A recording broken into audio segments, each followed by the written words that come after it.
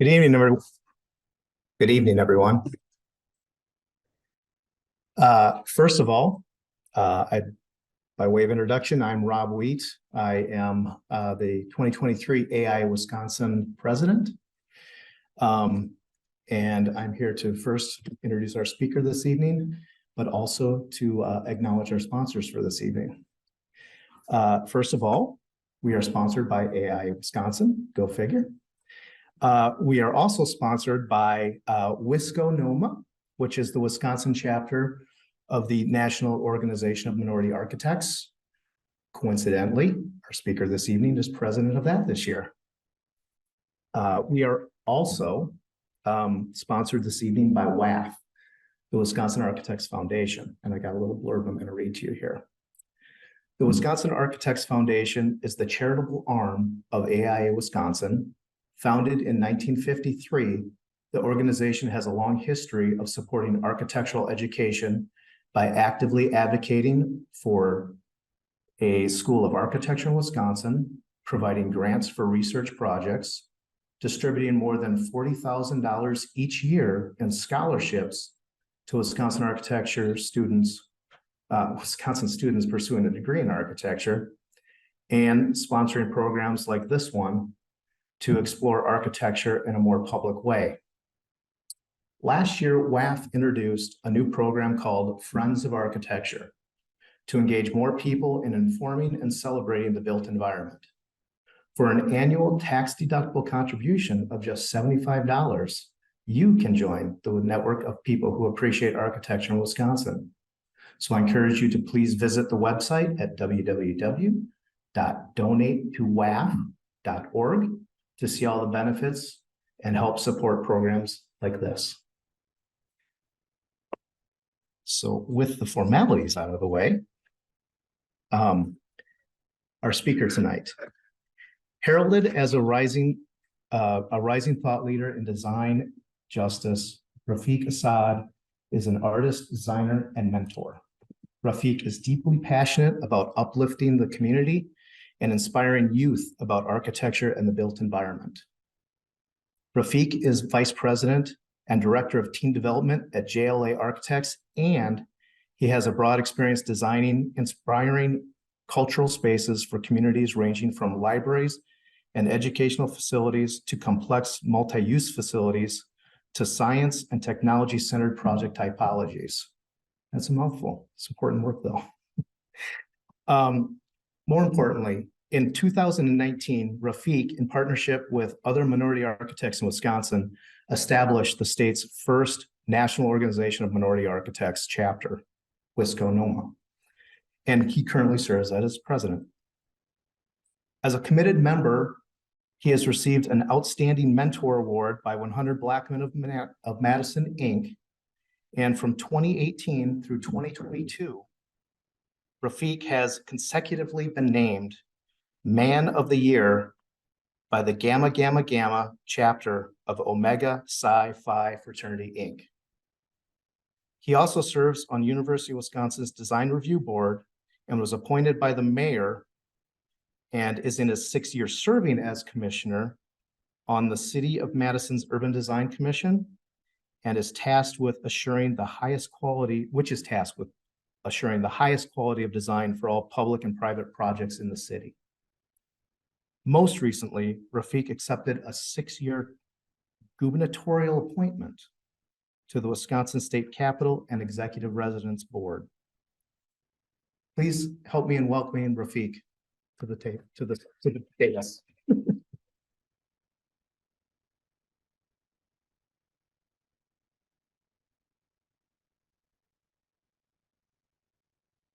Adorn. That intro kind of messed up my slide presentation, but we're going to try to make it work, and you'll see what I mean as we go through the slides.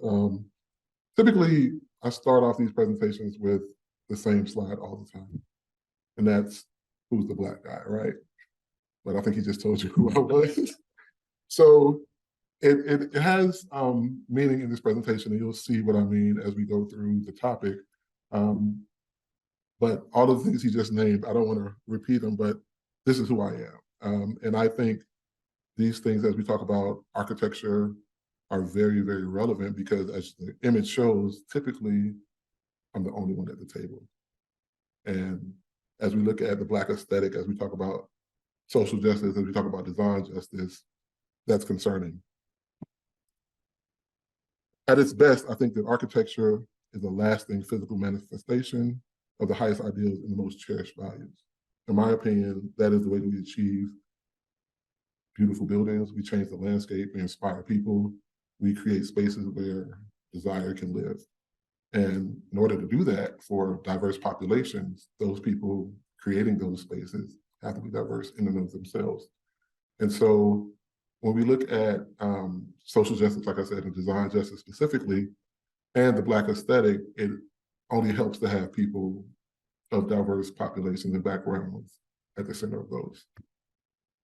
This slide here talks a little bit more about that table. According to the African American Directory of Architects, back in 2019, about 2,300 members were listed. Only about 500 at that time. I think now it's maybe 700, but it's still, for Black women, architects is under a percentage. And so, like I said, if we're designing and working with diverse populations, we need to have more diversity at the table so that we can have and know things like the Black aesthetic, and we can look at how we better serve those populations in buildings that are going to be around for a number of years.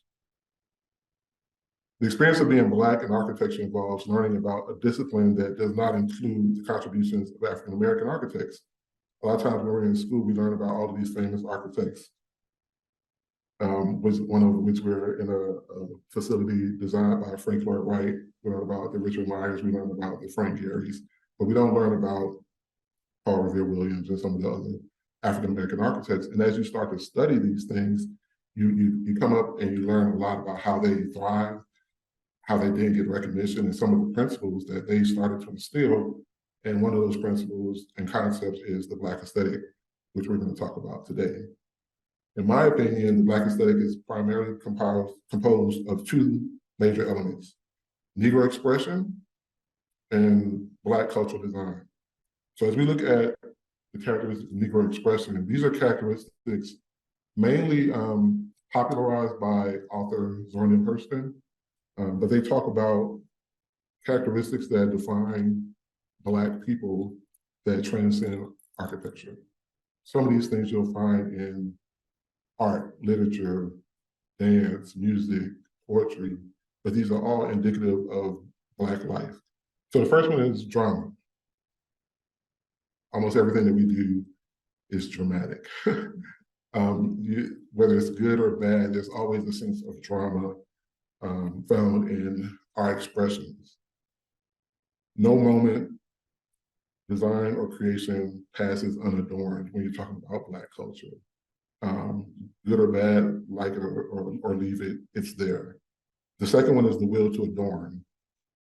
You'll see ornamentation through clothes, jewelry, fenestrations, art, music. There's always ornamentation found within Black life. The next one we have is asymmetry.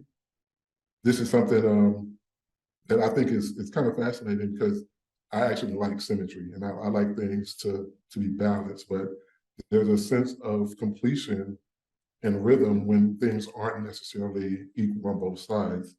But if you look at architecture, there's an organization of rhythm that you'll see in Black culture, and we'll show some examples of this moving forward, that is holistic, but it's also disjointed and asymmetrical.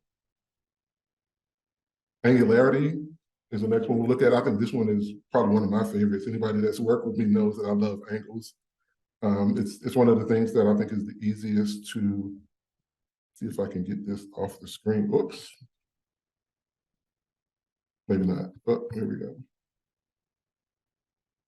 All right. So angularity is I think it's one of the most prevalent forms of the characteristics that you'll see. You'll see it in clothes. You'll see it in some of our hairstyles. You'll see just angles in everything.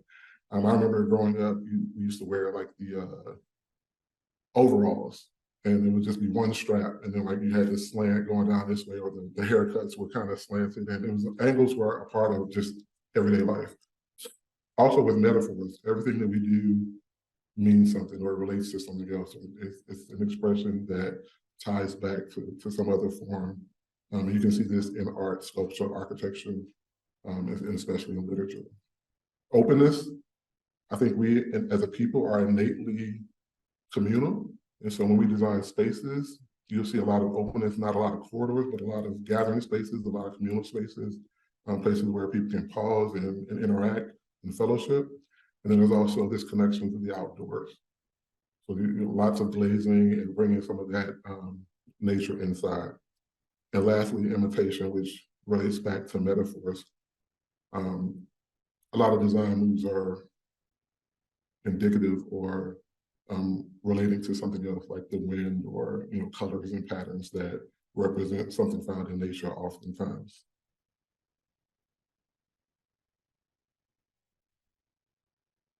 All right, so the second part of that are the principles of cultural design. In studying architecture, I came across this famous architect, which I don't know if you consider him famous, but in NOMA circle, he's a very well-known and respected architect. His name is Jack Travis out of New York. And he is one of the thought leaders of these 10 principles of cultural design. And a lot of these images that you'll see are some of his work. So his principles talk about more architecture and architecture-related elements. So we're going to go through those, and then we'll show some examples. So the first one is economy. The principles are listed in red, and then my cheat code or synopsis is in gray to kind of help better explain this for architects. So the first one is economy, and I think this is one of the most significant ones. As we look at the Black aesthetic, it's ease to build, it's ease to acquire, it's scale and scope, nothing too extravagant or too broad. Simplicity is the next one. Form and shape. You'll see a lot of dramatic moves, you'll see a lot of angularity, you'll see a lot of bold colors, but at its core, it's all simple. Ease of construction, like I said, this is definitely prevalent today because there's always a connection to the community. And as an underrepresented population, you'll see a lot of I am my brother's keeper, right? You'll see a lot of people reaching back to pull up others that are not. So if we have a project, for instance, just like the Hub or the Center, these are Black Center projects where the client was very particular about having Black subcontractors and those smaller Black businesses to give them a leg up that they don't normally get on larger projects. And so this is commonly found in Black design and architecture. And then, like I said, ease of maintenance. Because of lack of resources and things like that, you want to make sure that all of these projects are easy to maintain and they're sustainable and they have the longevity to be around for a while. You can't talk about Black life, Black culture, the Black aesthetic without spirituality. Spirituality and a higher power is always a part of Black existence, and it's definitely found within architecture and the built environment as well as heritage. We're always going to pay homage to our identity and where we come from. And there's a lot of stuff up here. We can share these slides. I think they'll be saved, but I don't want to just read from them. So we're just going to go through it and get to the fun stuff. Number 7 is the duality of the irony of the condition. This is a symbiotic relationship. When we talk about the condition of the Negro or Blacks in America, it's often underrepresented and downtrodden.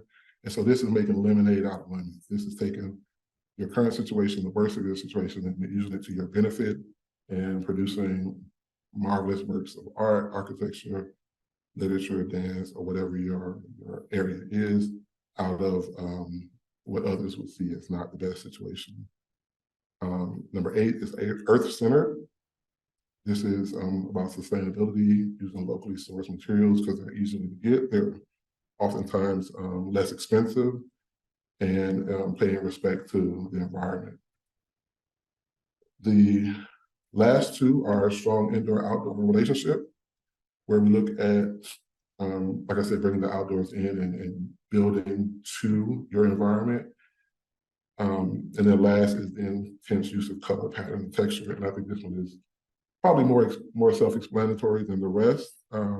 You'll see through these examples very, very intense use of color, pattern, and texture that oftentimes are metaphors and symbols that relate back to something within Black life or culture. So what does that look like? Went through that somewhat quick, but nobody wants to just see text. You want to see some pictures and some cool architecture, right? So here are a couple of examples of the Black aesthetic found in this country by two of my favorite architects. The first one is Tinley Friendship Library in Washington, D.C. This is by Philip Freelon. And based on the principles that we just talked about, hopefully you can see some of that exhibited in this architecture. The rhythm, the asymmetry, the openness, color, pattern, texture. This is the Reginald F. Lewis Museum in Baltimore, another Philip Freelon project. This is obviously angles, color, texture, materiality. The Smithsonian National Museum of African American History. This is Sir David Adjaye, Washington, D.C. These elements hopefully are also obvious. You have at its core, you have a box, but then you have this ornamentation and these angled wrap that surrounds it and provides all types of patterns, as you can see on the interior through the sun. The Francis Gregory Library, another project by David Adjaye. One thing that you'll see within the Black aesthetic and architecture is that outdoor-indoor connection, and you see that exhibited through a use of canopies, these large sweeping canopies that lets you be outside but still be sheltered and protected. And a lot of these projects you'll see some very cool canopies that are a little bit more exaggerated and more dramatic than normal. So let's look at the Black aesthetic here locally, Madison, Wisconsin, the Southside. When I started at JLA about 5 years ago, I got put on a project, the Center for Black Excellence, and the client, Dr. Alex G., he spoke about his mission and his goal and what he wanted this project to represent. But also he was talking about this renaissance that's going on the South Side of Madison and how there's redevelopment. It started with Madison College and then the medical developments that are going on further up Park Street, but it's bringing a new life into the South Side of Madison that has been underrepresented for a long time. And so there are 4 key projects that I think help redefine this gateway into South Madison. And all of these projects are within 2 blocks of each other. So when you come off the Beltline on Park Street, you have Madison College on one side, you have this little Burger King, but skip Burger King. Then you have the Center for Black Excellence, and then further up the block, you have Central Hispano, and then the Black Business Hub for the Urban League. And so we're gonna look at the 2 projects that we're working on at JLA, which is the Center for Black Excellence and the Hub. So the center, like I said, Dr. G nobody can describe this project the way he can, but this project is meant to be a nucleus for Black life in Madison. He'll tell you that a lot of Blacks feel underrepresented here. They don't have places where they can call their own. They come and they leave. It's hard to maintain Black talent here in Madison. So the conception of this project is to help fill that void and give Black people a place where they can thrive, where they can build, where they can grow together, they can network, they can share ideas, they can have social events. And so that's what this project is to represent for the community. And we'll get into it. So the project site is outlined in red, right off of the Beltline and Park Street. That's the Beltline Highway. That's South Park Street, which is a major thoroughfare into downtown. And that is Badger Road. So we talked about this renaissance happening on the south side, and these are all of the points of interest that are located within this small radius that's in view. So we have the South Transfer Bus Station, which is set to be redeveloped. We have the South District Police Station, which is also set to be redeveloped. We have the Atrium, which is a social hub and like spaces that you can rent and have various forums connected with Madison College for the community. You have the Urban League, the Goodman Library, Lincoln Elementary School, Penn Park, which is a major park for this community that hosts a number of different community events. You have the Boys and Girls Club. Like I said earlier, Madison Area Technical College South Campus. And then you have the hub. So there's a lot happening in this small radius of community. So in the Center for Black Excellence, we heard a lot of talk about what it was supposed to represent. And so we started pulling themes out of those conversations with Dr. G and others. And so we knew that he wanted this to be a Black-centered project, both in program and aesthetic. And so we started looking at the Black aesthetic and how can we apply these principles to that project. And so some of the principles, you can't use all of them, right? Because it'd just be chaos. Some of the principles of the Black aesthetic that we started to instill in this project, and hopefully you can identify these as we look at them. If you can't, you're not looking hard enough. But drama, asymmetry, angularity, openness, indoor-outdoor relationship, simplicity and economy, heritage, color, pattern, and texture. So as we look at these images, hopefully these are obvious. If not, like I said, I think you're not looking hard enough. So this is a site plan. We have a partner, Psyche Design, who's working with us. And we went over the Black aesthetic with them. And I think they've done a very good job of capturing some of those elements just in terms of a site layout. I didn't notice until I was putting a slide together that although the building in footprint is angled, it's actually angled on the site. And I know we talked about it a lot, but I didn't realize that while it could just be a straight building, there's that angle that's always there. And so this is what our site looks like currently.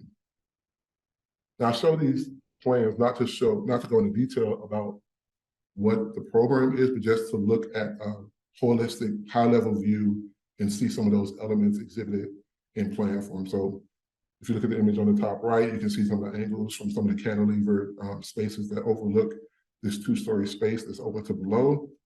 Then there's also another two-story space where the L-shaped stairs are that looks 2 stories down. So there's a huge, we don't want to call it an atrium because architects know atriums get you in code problems with smoke evac and things like that. But we have these very high spaces that open up and down connected by one level. And then there's also a lot of storefront and glazing that looks out to the front. So there's a huge component of that openness and transparency. And so this is the current building. I think some of the slides had the old space, the old renderings on it, but this is where we are today. Like I said, this, in our opinion, meets the requirements of the Black aesthetic. You can see some of the angles where the front facade is actually angled in a couple directions, which we'll see how that details out. But you have a canopy supported by some natural materials of the timber or timber-like columns. You have the horizontality, you have a lot of glazing that showcases what's going on throughout the levels. And then you have the precast on both sides, which are the darker, I don't have a pointer, I'm sorry, but the darker gray elements at both the right and the left. This is a daytime rendering of that same elevation. This is another elevation coming up Park Street. So you see this large mass of a sawtooth type precast structure. So you see the materiality and the strength exhibited in that material. Then you have the corten-like bookends that kind of flank this pretty much a rectangular structure that's wrapped in this corten-like material. There's almost a glass box on this facade. It's a daytime rendering of the same elevation. And this is the back that faces the belt line. You have that same sawtooth mast that gets illuminated at night. And then you have the rest of the building where you can see some of the outdoor relationships of the elevated patio space that's covered with another canopy, and this sort of the yellow pattern of the glazing that's bird glass friendly, and also helps with some of the shading from the west side sun. And this is a daytime rendering of that same rear elevation from the belt line. And then the hub, the Black Business Hub for Urban League of Greater Madison. Some of those same principles we also pulled out of this space. The hub is, according to the client, part of one of the prongs of the Urban League is economic empowerment and financial generation. And so this hub serves as a place for entrepreneurs and startups to start. There's a lot of community non-for-profits that are there to support them. So we have about 36 tenants within this building. Some of them will be food vendors, some of them will be this is a public project, so I guess I can talk about some of them. We have the Black Chamber of Commerce. We have a therapist, we have a barbershop in there, we have restaurants slated, some food vendors. There's co-working space for maybe 100 or so people. There's Summit Credit Unions there. So there's a level that has a financial, almost like a Black Wall Street, where anything that you would need as a startup in terms of banking and finances, there's almost like a co-working space there for them, so you can get those services. So this is really to support economic development in the community as part of the mission of the Urban League. And so because of its location, because of its outreach, its users, this is also wanted to be designed in a manner that's related to the Black aesthetic. And so we looked at these elements and tried to exhibit those in this building as well. Those include drama, asymmetry, angularity, openness, color pattern, and texture. And hopefully, again, you can see those in this project. If not, you're just not looking hard enough. So this is a site plan. If you're familiar with this site, this is the Villager Mall located a little bit further up on Park Street. And that whole site is set to be redeveloped and rebranded. They're connecting some of the parking corridors with more greenery and landscape and trying to create an interior, almost linear park to provide some activity within the site to support some of the future housing that's going there, the activities of the hub. In the blue, there's a city-sponsored parking deck that's going there to support some of the parking that's being taken away and some of the new parking that's needed for all of the activity on the site. This is a close-up of the site for the hub. It's located on the corner of Park and Hughes. And in this floor plan, even with the footprint of the building, you can see some of the angles that you'll see in this next rendering. And this is a rendering of the hub as it is today. This is one of my favorite projects. You don't see in Madison. I sit on the Urban Design Commission, and one of the things we struggle with is a lot of buildings going up to look the same, right? You see the same colors, the same materials. And any architect will tell you, like, the context is key. You want a varying context. That's what creates cities. That's what creates skylines. And so when we looked at this building and started working on the design, it's a Black building, but it's literally a Black building. And you don't see too much of that in Madison. And I didn't know how well it would be received because it is literally a Black building. But the response has been great from everywhere. It stands out, which is the purpose. The Black is a very good background for that fire engine red and the sweeping angled canopies. That's also cladded in a bright gold. And so you have these just this drama and this bold use of colors and textures that play very well together against the large expanse of glass. There's not a space in this building that is not very well lit with daylighting. A lot of spaces probably don't even have to turn their lights on because we have a lot of natural light coming in through the windows that were designed. And then we also have outdoor spaces for markets and bazaars and farmers markets and anything that wants to flow from that outdoor atrium, that two-story atrium, out where you see these colored umbrellas. These are some of the interior shots that also talk to the Black aesthetic. We looked at some of the patterns of the flooring and the carpets. If you've been in the building, you've seen the atrium that has the epoxy with the red organic marbling. And then we look at the softening and some of the interior design spaces. All of those things are dramatic, they're impactful, they play well together, and they support the mission of the building with a lot of these public amenities. That was quick. None of the stuff that we do is done in solo or alone. And so I definitely wanted to recognize some of our team members. For the center, in JLA, we have our team listed here. I'm not going to read through all of the names, but I wanted to recognize them for their work in helping bring these projects to life. And then we have Psychic Design, who's the landscape on the center. We have some members from Psyche here tonight.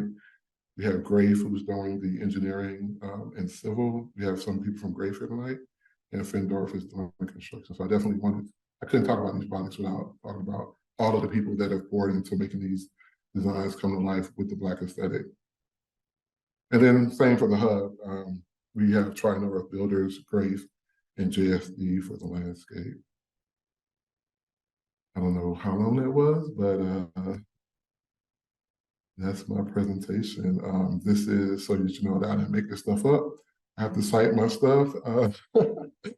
So these are some of the references. Richard Dozier, professor of history at Florida A&M, passed away, but he's very instrumental in working with the Black aesthetic. And like I told you earlier, Jack Travis out of New York. And then some of the images and stats that I got came from the Encyclopedia of African American Heritage. And so with that, I think we're gonna do some questions, some announcements, and some thank yous.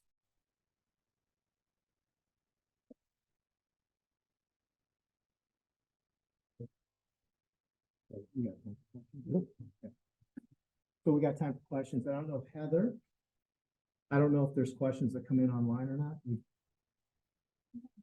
Okay.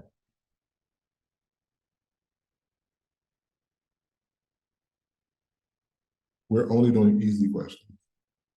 So I'll start. Uh-oh. So can you guys hear me okay? Okay. So probably 10, 12 years ago, I did a project with Reverend G. And I know one of his comments on that was he struggled because okay. So I know he had commented, he had struggled to, he wanted to hire Black contractors and so forth. And it was sort of it was hard to do in Madison. And I know that they tried to bring in some from other parts, Chicago, Illinois, and so forth. And it was like, it also sort of makes the projects hard to do. Mm-hmm. And I'm assuming that's still going to be the case with the center, that he's trying to do that. Is there a sort of a relationship between the sort of the vision behind the hub and maybe helping Black entrepreneurs that would be involved in the center? So we're going to do hard questions. We started with a hard question. So I'm on the outside, but I do know that the Urban League has many different programs that they work with exact science. Yeah, they work with exact science and training and all kind of other agencies to where they have, I don't know if it's specifically trades, but they had a cohort of people that were trained certified, and they were able to do some work on the project itself. With the center, it's the same thing. We make up 2% of, so it's hard. If you get one, you're kind of lucky at this. Unfortunately, you're just kind of lucky. But we have searched, we've partnered with some interior designers, some Black interior designers out of Atlanta. We've searched all across, and we've got some people to buy into the project and support. But I think through some of the subs and the smaller trades, I think that's where you get some of the plumbers and electricians and things like that. It might not be necessarily architects or some of the bigger trades, but.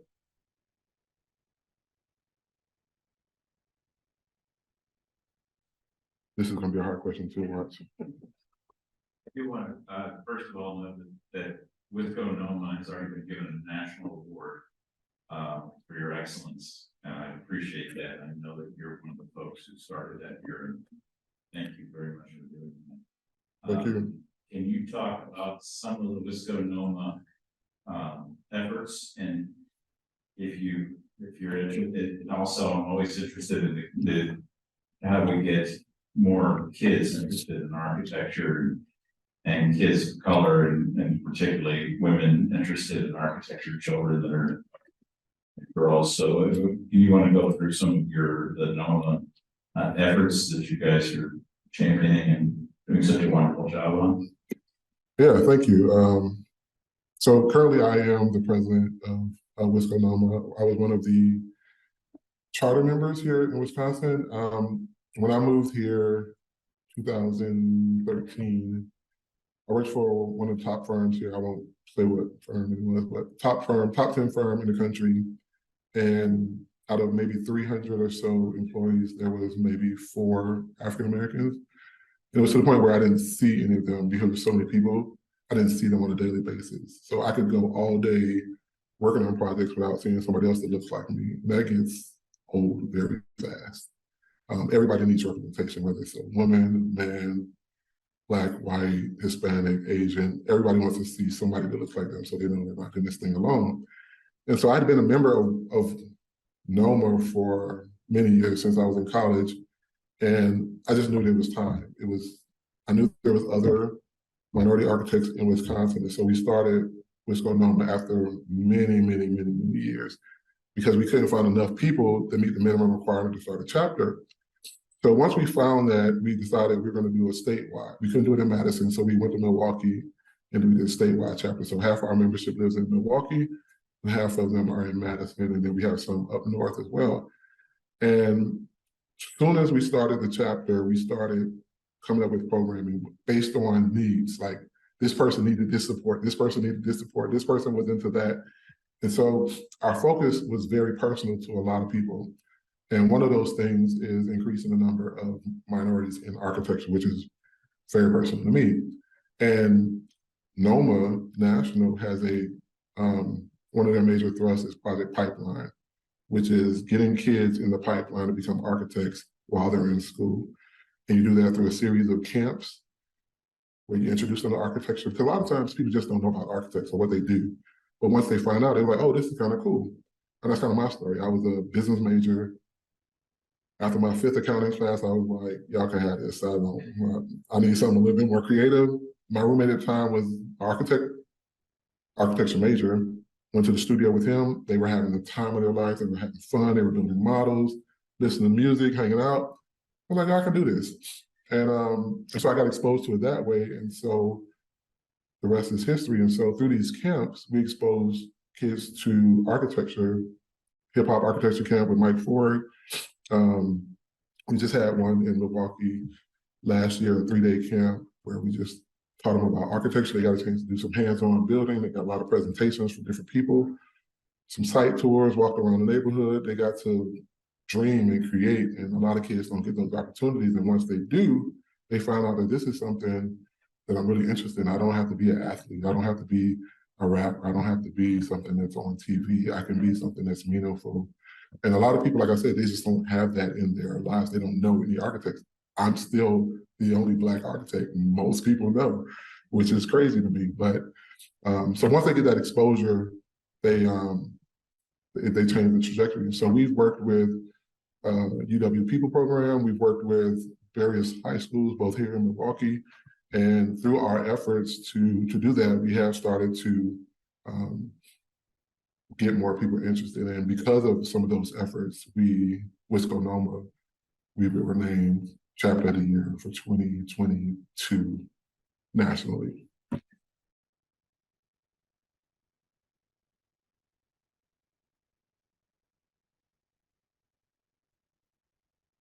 Ask a question from the virtual audience. I want to say too that as an NOMA Terrace employee, Rafeeq helped us with one of the toughest rooms you could ever face, which is the Terrace Town program. He spoke to about 800 third and fourth graders in our exhibit hall downstairs. So thank you for that. We have a virtual audience member who asked about the timeline of the two projects you're working on, and also if you could speak to whatever community input was part of the design process. That's a good question. The hub, which is the second project, that was about 90-ish% complete in terms of core and shell. It's a spec building, so there's a lot of tenants, and as those tenants sign on, we'll design their spaces. It's open for business now. Summit Credit Union's in there. WEDC is in there, WIBIC is in there. Exact Science is in there now. So as those tenants come on, it's an ongoing process until it fills up. The center is slated to break ground in the spring. And I think that'll be an average 16-month construction. In terms of community engagement, the center has had more community engagement than I've ever seen in my life, which is a good thing. We talk about design justice, we talk about social justice. We don't design for our clients, we design with our clients. I can't tell you what you need when you're the user. It's like me trying to design a women's center. I am not a woman. I cannot do that without the help and input of women. And so with this being a community-based project, we've had tons of listening sessions. I started on this project in 2018. So that's how long we've been going through iterations and talking to people. And we've talked to, I think Laleda G was the community outreach person or liaison, and she's had listening sessions with educators. And then she's had listening sessions with healthcare. Then she's had listening sessions with people that work with aging populations, and then sports, and then youth, and then art, and then music, and then performances. So we've taken in a lot of community engagement for this project, which is how all projects should be, right? If it's a community-based project, a community-centered project, you want to design, you want to give the community what they need, not saying, well, this is what it is, and you're just gonna have to adapt to it, but listening to what they want, what their desires are, how they want to use the space, because it's for them. Now, granted, everybody can't get what they want, but you do what you can to make a holistic approach in providing those services for those that will be using it.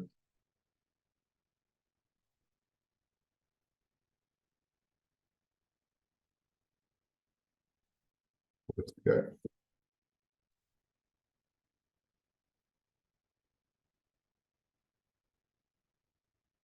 Any more virtual?